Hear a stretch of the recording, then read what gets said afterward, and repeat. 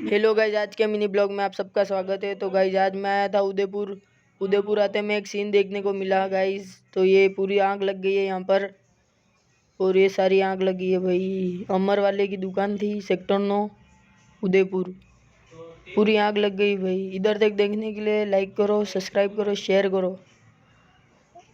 और ये देखो पूरी फायर ब्रिगेड सब कुछ आ गई,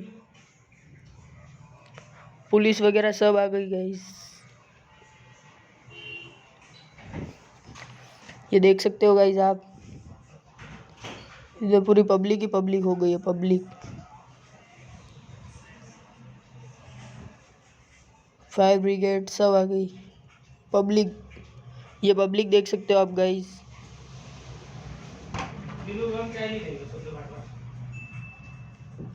इतनी सारी पब्लिक है।